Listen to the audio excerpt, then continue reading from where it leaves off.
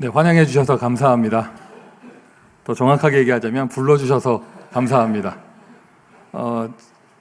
여러분 저 처음 보겠지만 또는 저는 이 장소도 좀 알고 있고 예전에 이 교회당도 좀 와봤던 경험이 있습니다. 제가 원래 강북 출신이에요. 오늘 아침에도 저희 부모님 계시는 도봉구 창동에서 왔고요. 초, 중, 고 등학교를 다 이 강북 지역에서 나왔고, 또 제가 부교육자 생활도 강북 지역에서 하다가 미국으로 가게 되어졌는데, 정소홍 목사님은 이렇게 제가 참 존경하는 분으로서 저하고 인연이 저에게 목사 안수를 해주신 분이십니다. 여러분 평신도들 분께서는 그게 어떤 의미가 있는지 모르겠지만 이게 불신자들이 쓰는 세상말로 말하면 저의 머리를 얹어주신 그런 목사님이시고 제가 저 젊었을 때 20대 때 저를 가르치셨던 은사이시고요. 또 김영길 목사는 저하고 참 인연이 희한해요. 저는 이 서울의 강북 출신이지만 대학을 부산 영도에 있는 해양대학이라는 대학을 제가 진학하게 됐거든요. 그곳에 가서 영도 동삼동에서 학교 캠퍼스에서부터 이 다락방을 만나서, 지금은 임마누엘 부산교회라고 이제 이름이 바뀌었지만 과거에 동삼제일교회였을 때 제가 그 교회를 출석하게 되어졌고, 김영길 목사는 제가 대학생 때 그 교회 고등부 학생이었습니다. 김영길 목사도 고등학생 시절이 있었습니다. 그런데 그곳은 김영길 목사의 고향이었는데 제가 타지에서 간 사람이었잖아요. 세월이 30년 지난 것 같은데 이제 이상하게 인연이 희한하게 돼가지고요. 김영길 목사가 저의 고향인 지역으로 와가지고 지금 목회를 하고 계셔요. 근데 보면서 이게 절대적인 언약 이런 건 아닌데 참 인연이 참 희한하다 이렇게 생각이 들고, 여러분 이게 교회라는 것은 결국에는 목사에게 주는 하나님의 은혜와 사명, 언약으로 이게 쭉 응답이 되어지는 것인데, 두 분의 목사님과 어르신 목사님과 현재 담임하고 계신 우리 후대 목사님과 제가 이렇게 남다른 인연이 있다는 것은 아마 저와 여러분 간의 인연도 하나님 주신 언약적인 이유가 있다고 생각을 합니다. 그래서 그런지 모르겠지만 오늘 처음 뵙는 분들인데 처음 만난 것 같지가 않아요. 또 주일 오전에 강단은 좀 부담스럽습니다. 왜냐하면 교회에 다른 시간이 많이 있을 건데 다른 시간을 좀 할애해 주시면 그냥 현장 얘기만 좀 하면 되는데, 주일 강단은 우리 성도들께서 한 주간 동안 인도받으셔야 될 언약의 말씀이 선포되는 자리이기에 저에게도 또 영적인 거룩한 부담감이 있기도 하고요. 오늘 하나님께서 선하게 인도하시고 하나님께서 여러분에게 딱 맞는 정확한 언약의 메시지, 영세전에 준비하신 언약을 주실 줄 믿습니다. 영적인 흐름이 비슷한 것 같아요. LA에 있는 저희 교회도 어른들은 아멘 잘 안 하고 초등부 꼬마 아이들이 아멘 하면서 교회 예배를 주도하는데, 이 교회 아이들도 보통이 아닌 것 같습니다. 237을 앞으로 주도할 세계복음화 미래 선교사들이 이 자리에 있는 것 같습니다. 은혜로 내게 주신 것, 제가 알기로는 여러분 지난 주일 여러분 강단 메시지도 은혜로 내게 주신 것이었습니다. 표정으로라도 아는 척을 하셔야 돼요 지금. 미국에서 온 저도 여러분의 강단 메시지 뭐였는지 아는데 여러분 표정으로라도 그거였지 하지 마시고 당연하게 응답받은 모습 보이도록 하시고요. 은혜로 내게 주신 것, 하나님이 아마 여러분에게 은혜로 주실 것이 더 많으신가 봐요. 그래서 오늘도 설교 제목이 은혜로 내게 주신 거예요. 자, 그러면 한번 지금 기억을 좀 더듬어 보시고 여러분 인생을 통해서 또 우리 신앙의 기준을 가지고 한번 생각을 해보시고 신앙 고백을 해보세요. 내게로 은혜로 내게 주신 것이 무엇일까? 오늘 여러분 은혜 받으러 오셨는데 교회 오면서 나 오늘 교회 가서 시험 들어야지 하고 오는 사람 아무도 없잖아요. 나 오늘 교회 가서 열받고 올 거다 이렇게 말하고 오는 사람은 아무도 없습니다. 다 하나님께서 주시는 은혜 받으러 왔죠. 그런데 그 은혜 받는다는 말이 무엇입니까? 오늘 무엇을 기대하고 오셨습니까? 미국에서 그때 6월에 미주 대학 집회가 있는데 김영길 목사 그때 오셨었거든요. 거기에서부터 이제 저에게 여름에 렘넌트대에 오면 자기 교회 방문해 달라고 부탁을 좀 하셨었고 이렇게 쭉 얘기가 있는데, 그때부터 얘기하셨어요. 이 교회 당 주변에 맛집들이 많이 있대요. 전혀 공감이 내가 형성이 안 되는데요. 여러분에게는 별거 아닌 것처럼 보이지만 김영길 목사님께는 모든 식당이 다 맛집입니다. 근데 맛집이 많이 있다고 메뉴도 몇 개 찍어주셨어요. 몇 개 뭐 있다고. 그래서 오늘도 아마 이제 점심 이렇게 시간 되면 저랑 같이 식당에 갈 것 같은데 저는 아침부터 기대하고 왔어요. 저희 부모님 집에서 왔다고 말씀드렸잖아요. 그래도 어머니께서 미국에서 아들 왔다고 많이 준비하셨는데 저 거의 먹지 않고 왔습니다. 오늘 점심을 기대하고 왔기 때문에. 자, 여러분 오늘 이 교회 오시는데 은혜 받으러 오셨잖아요. 무엇을 기대하고 오셨습니까? 은혜로 내게 주신 것이 무엇입니까? 하나님은 다른 걸 주시지 않습니다. 그리고 여러분은 그걸 기대하셔야 돼요. 하나님이 은혜로 내게 주시는 것은 하나님의 말씀입니다. 교회 오시는데 이런저런 사람 만나는 것도 기쁘고 또 가서 여러 가지 이렇게 인간관계 하고 여러 가지 행동을 하는 거 다 귀한 것들이지만 우리가 주일에 교회에 와서 오는 가장 본질적인 이유는 예배드리기 위한 것이고 그 예배의 핵심은 하나님의 말씀이죠. 오늘 주일 예배를 통해서도 하나님은 말씀을 은혜로 주시지만 또 이 땅의 구원 사역을 위해서도 하나님은 결국에는 말씀을 주신 거예요. 이 성경책도 구약 신약이라고 하는데 결국에는 하나님의 말씀입니다. 은혜로 내게 주신 것, 은혜로 내가 받는 것. 그럼 나는 하나님께 무엇을 받아야 하며 하나님은 나에게 무엇을 주시는가? 하나님은 나에게 말씀을 주십니다. 그 말씀으로 나를 구원하셨고 그 말씀으로 나를 치유하시고 그 말씀으로 내 앞길을 열어주시며 그 말씀으로 미래를 미리 보여주시고 말씀으로 하나님 하실 일을 미리 언약하시며 그 말씀을 성취하고 계시는 것이죠. 자, 은혜로 내게 주신 것은 하나님의 말씀인데요. 그 말씀에서는 그러면 무엇을 이야기합니까? 성경에 여러 가지 재밌는 이야기도 참 많이 있고요. 성경에 불신자들도 이해하고 불신자들도 공감할 수 있는 그런 교훈 같은 이야기들 많이 있습니다. 근데 그것은 다 껍데기고요. 하나님이 우리에게 인간에게 말씀, 성경 주신 것은 딱 한 가지예요. 어차피 성경도 두꺼워 보이지만 한 권의 책입니다. 그 속에 주제가 한 가지입니다. 첫 번째입니다. 여러분, 말씀은 무엇을 얘기합니까? 말씀은 딱 한 가지를 얘기합니다. 예수가 그리스도인 것을 이야기합니다. 다르게 표현할 수도 있죠. 성경은 그리스도에 대해서만 얘기하는데 성경의 메시지는 딱 하나입니다. 누가 그리스도냐? 예수님이 그리스도다예요. 여러분, 오늘 하루 종일 온종일 말씀 듣는 가운데 일단 교회 생활을 하는데 오늘 말씀이 남지 않는다면 예배 실패한 것이고 교회 생활 실패한 것이고요. 그 사람은 인생 실패하게 되어져요. 말씀을 받고 말씀에 은혜 받을 때 승리하게 되어지는데 말씀 속에서도 나는 은혜로 무엇을 받아야 하는가? 하나님은 은혜로 나에게 무엇을 주시는가? 예수 그리스도를 알게 하십니다. 영적인 것입니다. 하나님의 은혜를 주시지 않으면 그리스도 절대 깨달아지지 않아요. 예수가 그리스도인 것을 깨달은 고백할 수 있는 저와 여러분, 하나님께 은혜 받은 사람인 줄 믿습니다. 그때 당시 2000년 전 그 이스라엘에서 예수님은 슈퍼스타였어요. 워낙 유명하셨습니다. 미디어가 없었던 시절이기 때문에 예수님의 얼굴을 사람들이 몰랐지만 소문이 났기 때문에 다 알고 유명했죠. 이렇게 여러 가지 기적에 관한 것들로 나사렛 청년 이러면서 기적을 행한 거, 병자를 낫게 한 거, 아름다운 말씀을 주시는 거, 여러 가지 내용들 때문에 인기가 많았는데, 근데 여러분 마태복음 16장에 있는 내용 아시잖아요. 사람들이 나를 누구라 하느냐? 뭐라고 합니다. 다 틀린 답이었어요. 베드로가 정답을 얘기했죠. 주는 그리스도시요 살아계신 하나님의 아들이십니다.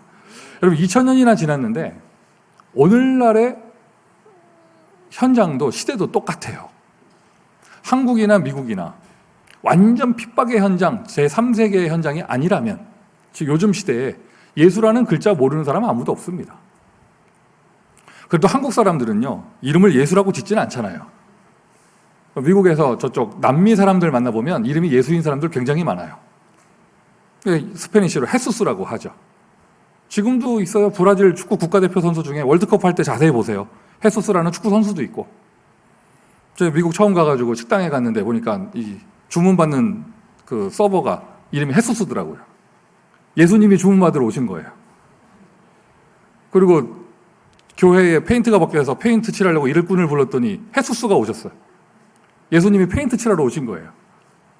예수라는 이름은 누구나 다 압니다. 전 세계 사람 다 알고요. 특별히 한국 사람 중에 예수라는 이름 모르는 사람 아무도 없습니다. 미국 사람들 중에 지저스라는 단어 모르는 사람 아무도 없죠. 그런데 똑같아요. 사람들이 나를 누구라 하느냐? 다 다른 말 합니다. 자기 생각 갖고 얘기하고, 가장 보편적인 것이 역사 속의 인물, 이스라엘의 사람 뭐 이런 거 얘기하고, 교회 다니는 사람들이 믿는 거 뭐 이렇게 생각을 하거나, 모슬렘 사람들에게 복음을 전해보면 그 사람들은 예수를 거절하지 않고요, 뭐라고 말하냐, 자기들도 예수 믿는다고 그래요. 근데 뭐라고 말하냐면 선지자 중에 하나라고 믿는다고 말하죠. 딱 마태복음 16장의 이야기입니다. 선지자 중에 하나라고 이렇게 고백하는 것처럼 2000년 전의 모습이나 2000년 후의 지금 모습이나 똑같습니다. 예수님은 유명하신데, 크리스마스가 전 세계의 축제가 되는데, 그런데 사람들은 정확하게 예수님께서 무슨 일을 하셨고 누구이신지 알지 못합니다. 하나님은 은혜로 딱 그걸 주셨거든요. 말씀을 주셨고, 말씀의 주인공 예수 그리스도를 주셨는데, 그 은혜를 받아야 될 사람들은 딱 그거 한 가지만 몰라요. 하나님의 한 가지를 알아 만 가지에 응답받는 창대교회 성도들 되기를 예수 그리스도의 이름으로 축원드립니다. 아마 이 교회가 처음 예배 설교 시작할 때 주는 그리스도 신앙 고백하고 시작할 건데, 오늘 제가 와서 여러분 신앙 고백을 못하게 됐는데, 갑자기 제가 복음 막은 것 같은 생각이 드는데요. 여러분의 그 마음 속에서 예수님이 그리스도인 것을 고백하고 그것을 누리는 인생과 이런 신앙이 되시기를 바라고요. 요한복음 5장 39절이죠. 이 책은 나에 대해서 증언하는 것이니라. 하나님의 말씀, 왜 주냐? 말씀은요, 예수 그리스도에 대해서 증언하는 거예요. 예수님이 사람들에게 얘기하셨습니다. 제자들에게도 얘기하셨고, 자기를 핍박하는 사람들에게도 얘기하셨습니다. 이 책은 나에 대해서 증거하는 것이다. 요한복음 1장 1절이에요. 태초에 말씀이 계시니라.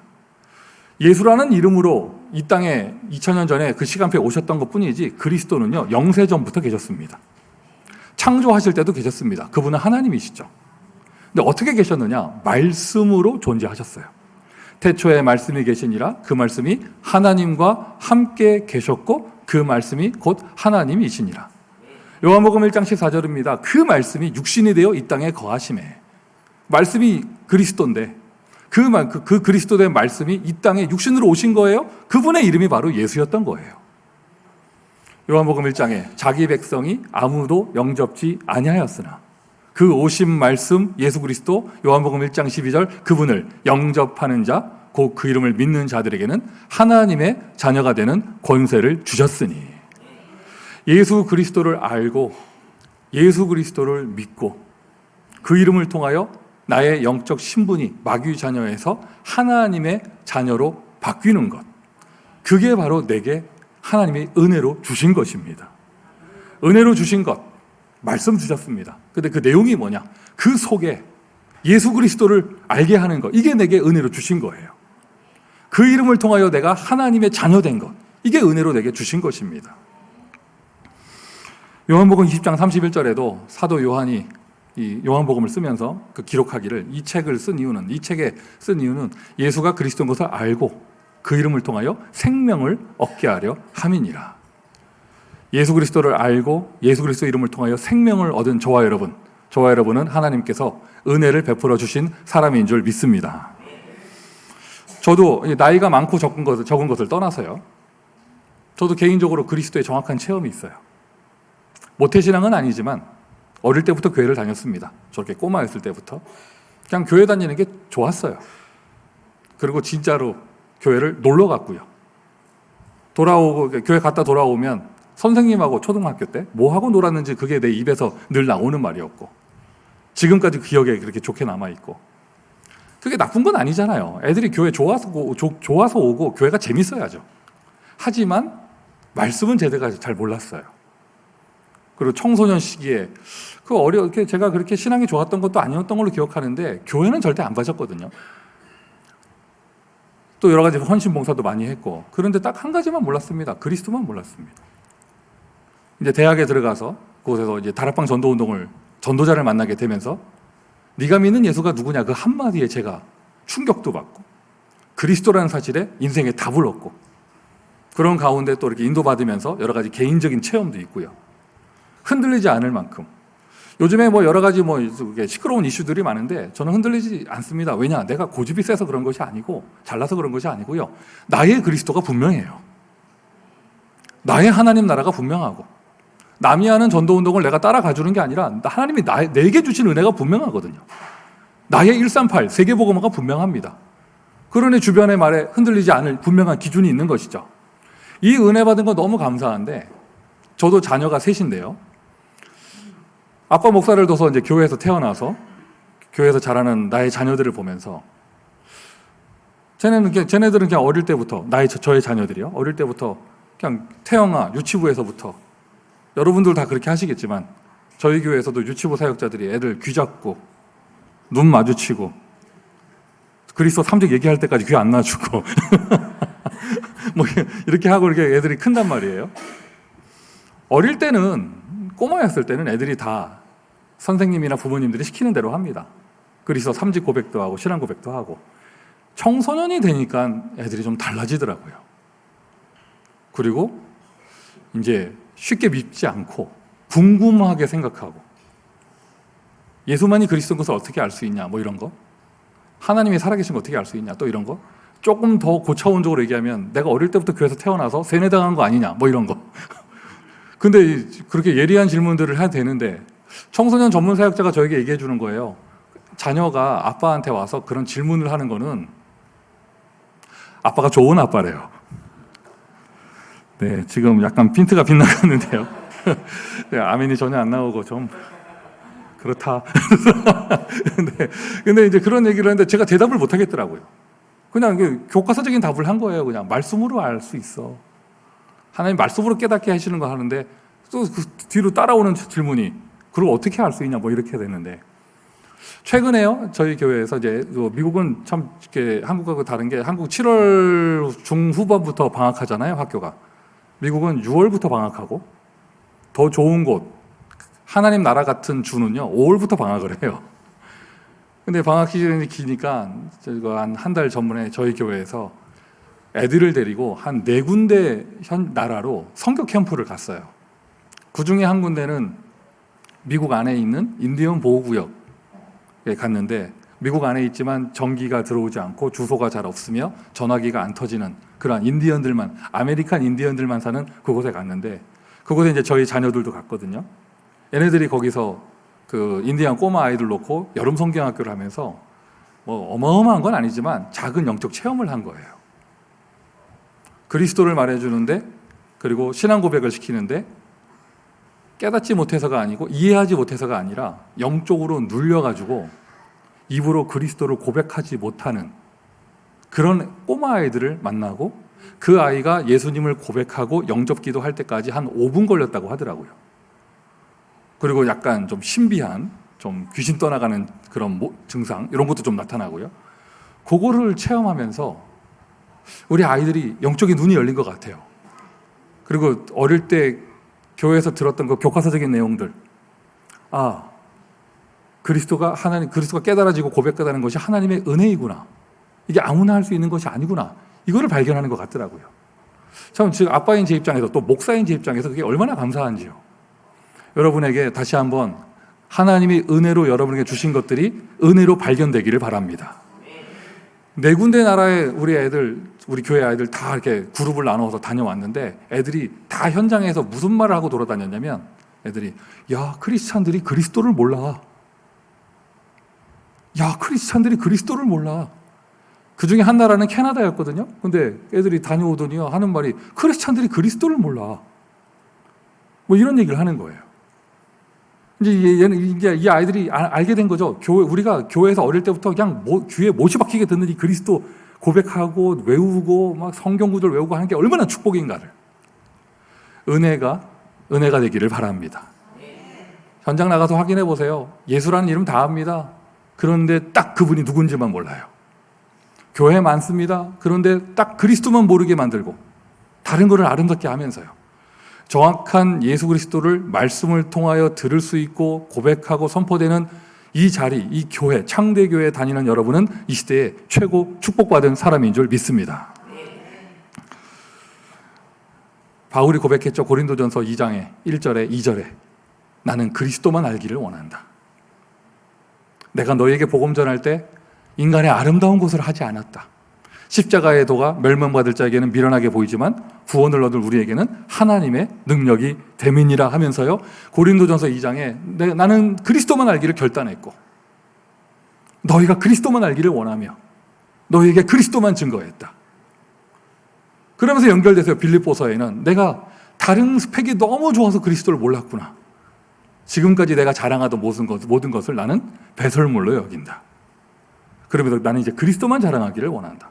은혜로 내게 주신 것, 하나님은 은혜로 저와 여러분에게 무엇을 주셨느냐? 말씀 주셨습니다. 그 말씀의 포인트는 뭡니까? 예수 그리스도입니다. 너희가 그 은혜로 인하여 믿음으로 말미암아 구원을 얻었나니. 말씀의 내용이 예수 그리스도인데 또요, 말씀 그 자체가 예수님이에요. 태초부터 말씀으로 계셨고요, 이 땅에 말씀으로 오셨고요, 육신으로는 3년 사역하셨습니다. 33년 사셨고요, 그분 십자가에서 죽으시고 부활하셔서 지금 육신이 안 계시지만 지금 어떻게 역사하십니까? 지금도 말씀으로 역사하십니다. 은혜로 내게 주신 것, 말씀 주셨습니다. 그 말씀의 내용이 뭡니까? 그게 첫 번째입니다. 1번입니다. 그리스도를 주셨습니다. 근데 2번은 이제 2번인데요. 뭐냐? 그럼 예수님이 말씀이셨고 예수님이 말씀으로 이 땅에 오셨잖아요. 그럼 예수님이 떠나가시고 나면 십자가, 부활, 승천 떠나가시고 나면 예수님이 말씀이니까 이 땅에 말씀이 없어져야죠. 근데 예수님이 떠나가시고 나서도 이 땅에 말씀이 없어지지 않고 말씀의 역사가 계속 일어났어요. 그게 무엇이죠? 은혜로 내게 주신 것, 하나님은요, 말씀의 모체로 교회를 주셨어요. 말씀의 제자들이 남았습니다. 말씀의 제자들이 남고 말씀의 제자들이 모였습니다. 그 자리에 말씀이신 예수 그리스도께서 함께 하셨고 말씀으로 역사하셨습니다. 마가다락방. 한국 사람인 저와 여러분에게 다락방의 이미지는 햇빛 안 들어오는 그런 방, 안 쓰는 물건 쌓아놓는 곳. 요즘 아파트에서 자라나는 우리 아이들 세대는 다락방을 아예 모르죠. 저는 다락방 알거든요. 진짜 그거예요. 안 쓰는 물건 쌓아놓는 곳. 그리고 이거는 약간 아동학대에 해당되는데 말 안 듣는 애들 약간 가둬놓는 곳. 저도 여러 번 들어갔었어요, 다락방에.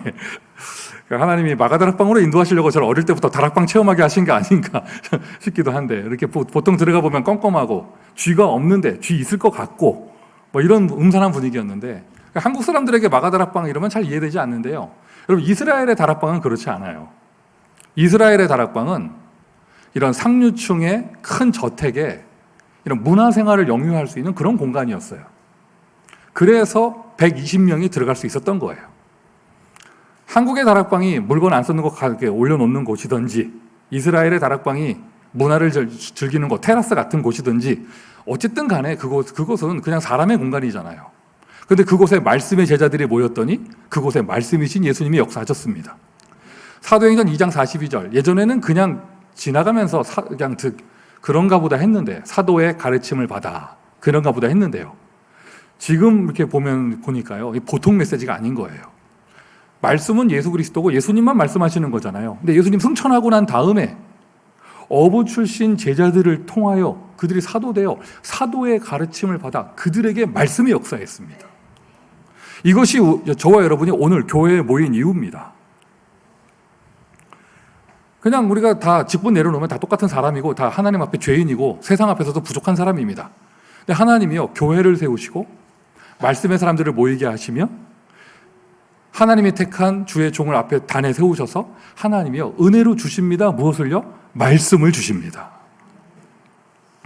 말씀의 축복을 누리기를 바라고요. 그 말씀의 사람, 말씀에 모이는 사람, 그 사람들을 보고 렘넌트라고 그래요. 아마 이제 김은길 목사께서 저를 이제 이렇게 교회에 와서 잠깐 이렇게 메시지를 해달라 부탁하신 그런 숨은 의도에는, 아마 이제 여러분들도 RUTC 뉴스에서 보셨겠지만 미국에서 저의 교회가 교회당 응답받은 이야기, 그거를 좀 함께 나누기를 원하는 그런 내용도 좀 있을 것 같아요. 그래서 이제 제가 이렇게 말씀드리고 싶어요. 한 번 불러서는 그게 나오지 않는다. 오늘 점심 먹어보고 이제 생각할 거고요. 자, 농담이고, 이 오전 예배 시간에 제가 교회당 응답받을 때까지 기도하는 시간이 한 10수년 되는데, 그 기간에 일어난 드라마틱하고 하나님 주신 은혜를 다 말할 수는 없죠. 근데 이 시간에 딱 한 가지만 말씀드리고 싶어요.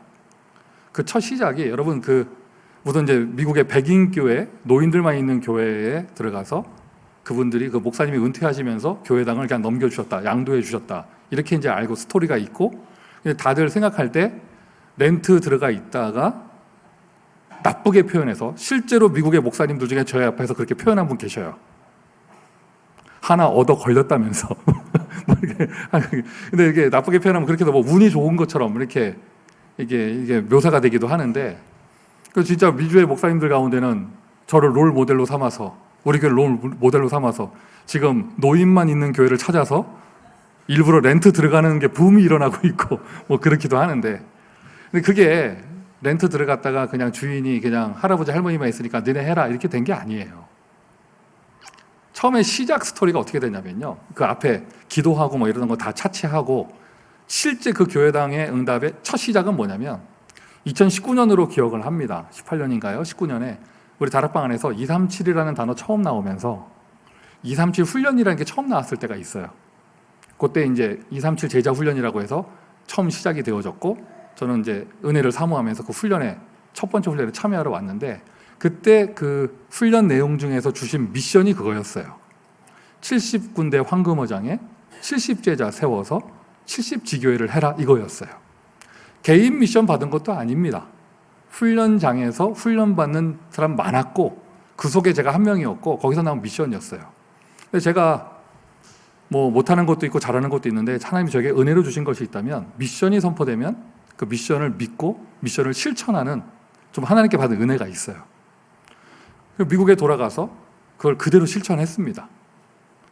70군데 황금어장에 70제자 세우고 70지교회 하려고 실천을 했고, 70지교회를 다 세우지도 못했는데 40지교회까지 응답받았을 때, 그때 한 지교회에서 일어난 응답이에요. 은혜예요.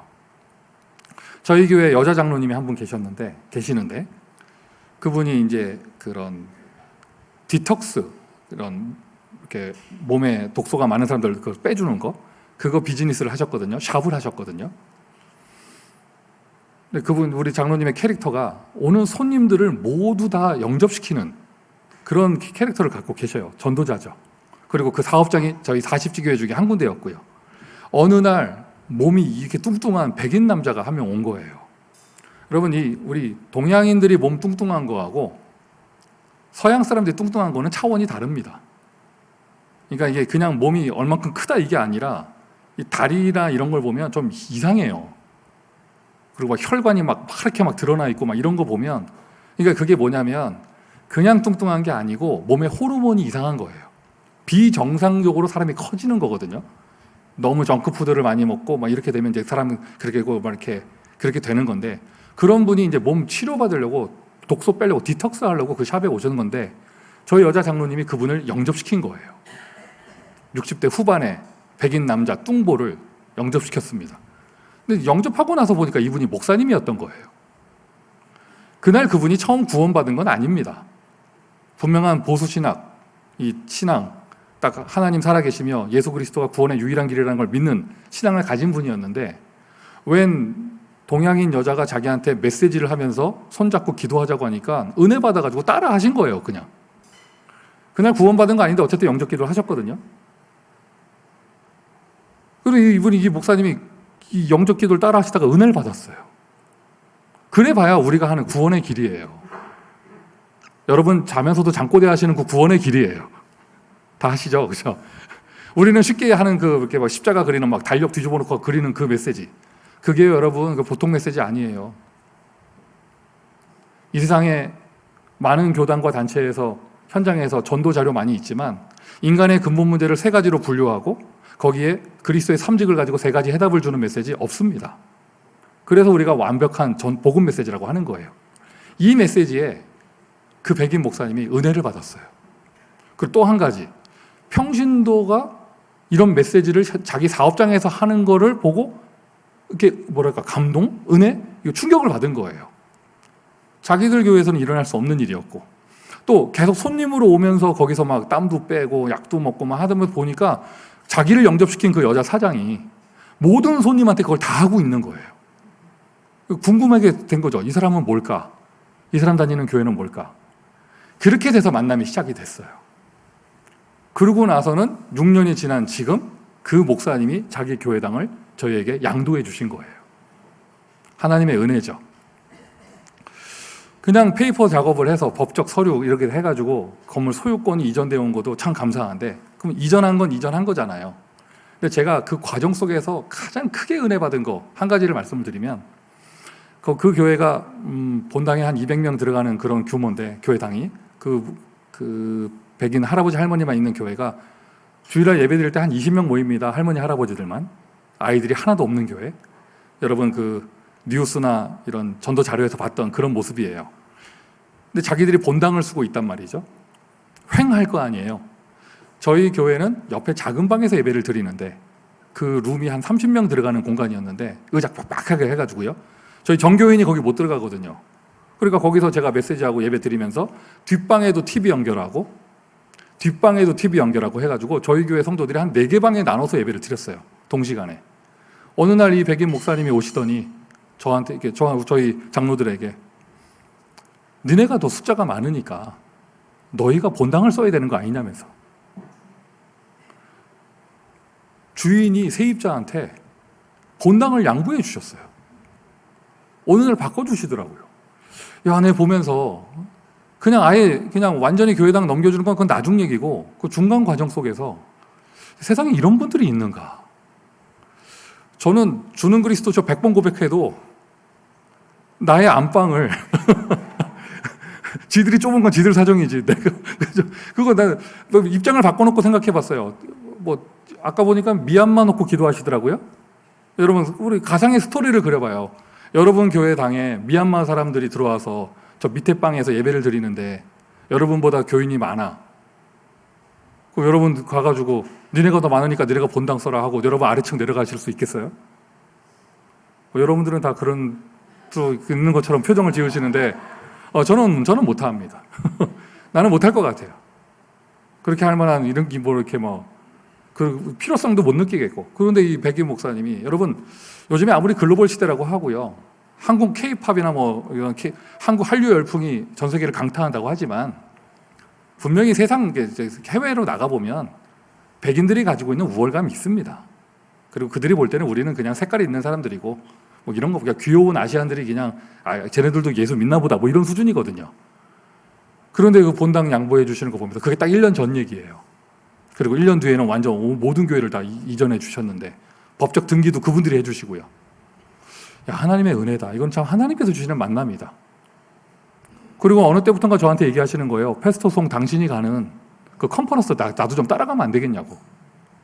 내년에 선교대회 모시고 나올까 이렇게 생각하고 있거든요. 자, 이 교회당 얘기는 처음 만나서 다 할 수 있는 얘기가 아니고 지금 하고자 하는 얘기는 뭐냐면 미션을 실천했다는 거예요. 하나님은 말씀을 은혜로 주시는데 대부분의 사람이 말씀 듣고 흘립니다. 그 말씀이 나에게 미션으로 다가와서, 예수님이 제자들에게 미션 주셨잖아요. 그 미션을 제자들이 모여서 실천한 거고, 실천의 시작이 마가다락방이었고요. 그리고 그 미션 그대로 지금도 땅끝까지 모든 민족에게 복음이 증거되고 있습니다. 지난주 은혜 받으셨나요? 강단에서. 지난 한 주간 동안 여러분 무엇을 실천하셨습니까? 오늘 은혜 받으셨습니까? 아직 설교는 다 안 끝났지만 이게 은혜 받았다, 이게 내 귀에 그냥 재밌었다, 즐거웠다, 새로웠다, 여기서 멈추면 안 돼요. 오늘 하나님이 내게 은혜로 주시는 것은 언약 주시거든요. 한 주간 동안 또는 여러분 평생에 이 말씀 성취하시겠다는 거예요. 미션을 실천하는 사람이 말씀의 은혜를 응답으로 받을 수 있습니다. 오늘도 여러분 설교 꼭 정리하시고요, 거기서 미션 찾으시고요, 미션 실천하는 은혜가 있기를 바라고요. 김영길 목사께서 담임하시는 이 교회, 아마 본부에서 제시되는 미션을 그대로 실천하는 교회인 줄 제가 믿고 그렇게 알고 있고요. 교회 이름은 곧 그 교회 언약이잖아요. 이 교회는 하나님께서 크게 창대하게 하시는 축복을 주실 것입니다. 우리가 예배 나온다 하면 세 가지 흐름이 있는 거예요. 말씀의 흐름, 기도의 흐름, 전도의 흐름. 하나님은 지금도 24시 말씀을 은혜로 주시고 말씀을 성취하고 계시거든요. 중요한 건 내가 그 하나님의 24석에서 그 말씀의 응답을 받느냐 못 받느냐가 중요한 것이죠. 말씀에서 내 개인 미션 찾고 확정하여 미션을 실천하여 하나님의 24의 흐름에 응답받는 모든 제자들 되시기를 바랍니다. 이게 바로 교회의 축복입니다. 말씀의 축복은요, 구원의 축복이고 말씀의 축복은요, 교회의 축복이에요. 예수님이 승천하시고 떠나가셨는데 사도들을 통하여 말씀이 계속 역사가 일어났습니다. 사도행전을 보면 나중에는요, 사도들의 이름도 잘 나오지 않아요. 뭐라고 나오느냐? 베드로가 힘을 얻어, 바울이 힘을 내어, 바울이 역사 일으켜, 이렇게 표현되는 것이 아니라 주의 말씀이 힘이 있어 흥황하여. 사람 한두 사람에게 의해서 좌지우지되는 것이 아니라 아예 말씀 자체가 역사하는 것이죠. 아시아에 사는 사람은 이 주의 말씀을 다 듣더라. 주의 말씀이 힘이 있어 흥황하여 세력을 얻으니라. 또 뭐라고 했습니까? 바울이 셋집을 얻어서 이태 동안 하나님 말씀을 증거하는데 아무도 그 말씀을 금하는 자가 없다고 그랬죠. 여러분, 하나님은요, 지금까지 단 한 번도 세계복음화를 중단하신 적이 없습니다. 오늘도 똑딱하는 이 시간 하나님의 말씀은 성취되고 있습니다. 그 말씀이 하나님이 내게 은혜로 주신 거예요. 그 말씀을 받을 수 있는 교회, 말씀이 확산되는 교회, 그게 바로 하나님이 여러분에게 은혜로 주신 것입니다. 은혜로 내게 주신 것, 말씀 주셨습니다. 은혜로 내게 주신 것, 그리스도 주셨습니다. 은혜로 내게 주신 것, 그리스도의 몸된 교회를 주셨습니다. 은혜로 내게 주신 것 딱 이러면 여러분 뭐라고 고백해야 되느냐? 창대교회가 하나님이 나에게 은혜로 주신 것이다. 아멘이세요? 김현길 목사가 지금 여기서 이제 목사께서 담임 목회 이렇게 하시는데 저하고 이제 좀 이렇게 오버랩 되는 부분이 많이 같이 이렇게 비슷하게 있는 것 같아요. 저도 나이가 많고 적고를 떠나서 어느덧 제가 담임 목회를 한 지가 17년 차, 18년 돼가요. 근데 처음 이제 교회를 시작했을 때 우리가 교과서적으로 얘기하고 상식적으로 얘기하면 어떤 목사든지 간에 교회를 처음 시작해서 하게 되면 교회에 집중하고 교회를 부흥시켜야겠죠. 그리고 많이들 그렇게 얘기합니다. 지금은 뭐 할 때가 아니고 교회에 집중할 때다. 교회에 부흥되고 교회가 더 커지면 그거 하면 된다고. 다들 이런 말들을 많이 합니다. 저도 공감을 하고요. 그런데 제가 담임 목회 처음 했을 때 하나님의 은혜로 제가 35살 때부터 담임 목회를 했거든요. 저도 그렇게 생각을 했는데 이미 제가 그때 미주의 대학 사역과 렘넌트 사역에 노출이 돼가지고 교회에만 가만히 있을 수가 없었어요. 자꾸 어디로 사역을 하러 강사로 가든지 행정을 하러 가야 되는 거예요. 또 미국은 얼마나 넓습니까? 미국 모든 주에서 주가 50개나 되는데 다 이렇게 얘기해요. 저한테. 대학 많은 보스턴에서 저한테 이렇게 얘기해요. 자주 못 오실 테니까 1년에 한 번만 오래요. 1년에 한 번. 자, 보스턴 한 번. 뉴욕에서 얘기합니다. 자, 바쁘실 테니까 1년에 한 번만 오래요. 자, 뉴욕 한 번. 뉴저지에서 한 번만 오래요. 워싱턴 DC에서 한 번만 오래. 펜실바니아에서 1년에 한 번만 오래. 그게 쌓이니까 1년에 50번이 되는 거예요. 이게 가만히 있을 수가 없는 거예요. 제가 담임 목사 하는데 지난 한 15년 기간 동안 크리스마스 때 교회에 붙어 있었던 적이 없어요. 겨울 수련회 강사를 다녀야 돼가지고. 그리고 상식적으로 생각하면 내가 그거를 안 한다고 하고 못 한다고 하고 나는 교회에 집중해야 된다고 뭐 이래야 될 거 아니에요. 근데 그럴 수가 없었는데 지금 돌이켜 생각해 보니까 목사마다 교회마다 주시는 하나님의 은혜가 다르지만 저에게 주시는 은혜는 그거였던 것 같아요. 지금 돌이켜 보니까요. 오히려 제가 밖으로 사역을 많이 다니고 렘넌트 운동을 했기 때문에 하나님이 우리 교회를 저의 능력과 상관없이 한계를 넘어서서 25시의 은혜로 축복해 주셨어요. 아멘 해주시기 바랍니다. 지금 돌이켜보니까요. 만약 내가 그때 몇 명 되지 않는 교인들 붙잡고 교회 집중한다고 하고 서로 막 서로의 한계를 드러내면서 막 갈등하고 이랬으면 진짜 이게 우리 교인들이 영상 안 보기를 바라고 제가 정신 돌았을 수도 있어요. 너무 스트레스 받아가지고. 오히려 밖으로 다녔던 게 사역하러 다녔고 캠프 다녔던 게 렘넌트 운동하러 다녔던 게 제가 사는 길이었고 밖에 나가서 내가 혹사당하고 오는 게 아니라 뭐예요? 은혜 받고 왔잖아요. 은혜 받고 와서 받은 은혜의 상태를 가지고 강단에서 메시지를 하니까 교회가 막 같이 사는 거예요.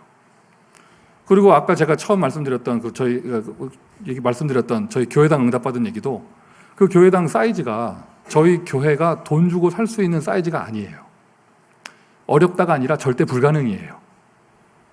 그리고 여러분 그 무슨 미국의 시골에서 안 쓰는 교회당 하나 그냥 백인들이 그냥 이거 안 쓴다, 네 가져라 이렇게 한 게 아닙니다.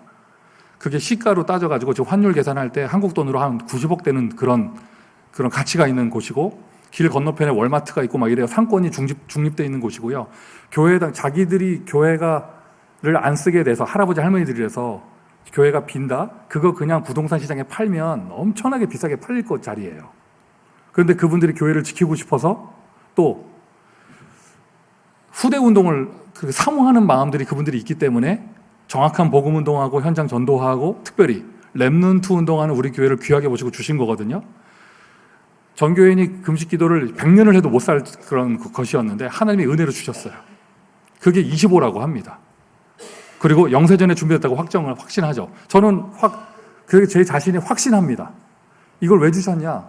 하나님이 내가 렘넌트 운동하는 걸 이쁘게 보셔가지고, 세계복음하는 걸 귀하게 보셔가지고, 또 한 가지 앞으로 더 많이 하라고 하나님이 은혜로 주셨다고 생각합니다.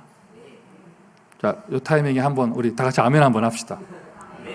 옆에 사람과 서로 인사 한번 나누실까요? 강사를 접대합시다. 인사하십니다. 아멘 많이 하는 게 접대하는 거예요. 김영길 목사는 저하고도 비교되지 않게, 저는 미주 안에서만 저렇게 움직였지만 김영길 목사는 지금 전 세계 현장으로 움직이고, 저도 예전에 얼마 전까지 이렇게 잘 모를 때는 찬양 인도자로만 알았어요. 그리고 이제 선입견을 가지고 저런 몸 사이즈로 찬양 사역에 어울릴까 이런 생각을 했었는데, 가만히 돌이켜 보니까요, 여러분 우리 다음 주에 하는, 내일부터 이번 주간에 하는 세계 렘넌트 대회도 10,000명 넘게 보이잖아요. 어마어마하게 큰 홀에서. 저 정도 돼야 무대에서 조금 보여요. 어제도 보니까 리더 수련회 하는데 다른 찬양 인도자 나와서 하는데 평균 사이즈 분이 나와서 하는데 잘 안 보이더라고.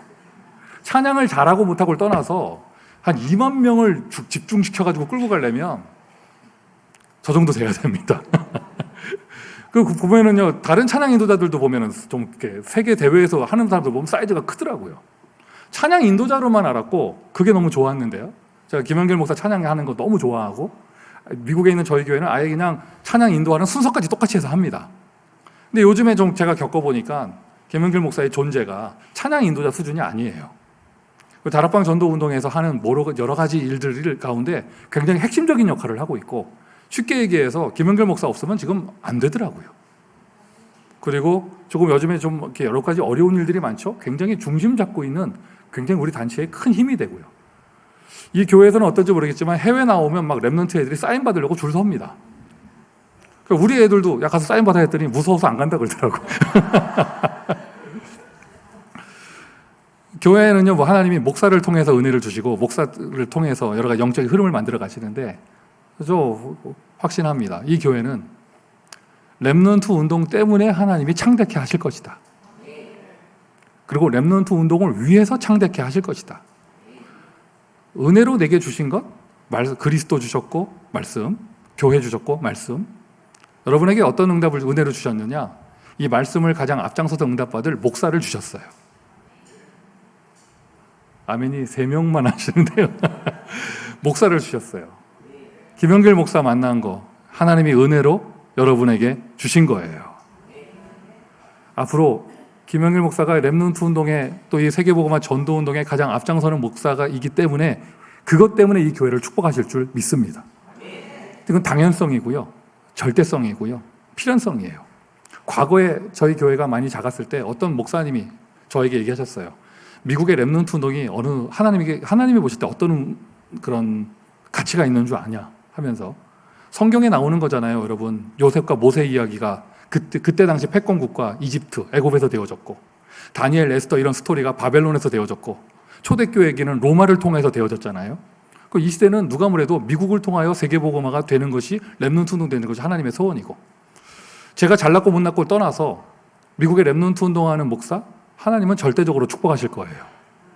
하나님이 절대적으로 축복하실 것이기 때문에 내가 못났을수록 하나님께서는 그것은 더 가치가 있겠죠. 어떤 목사님 저에게 얘기하시더라고요. 송 목사가 하는 교회는 될 수밖에 없다면서. 왜냐? 미국의 렘넌트 운동을 해야 되니까.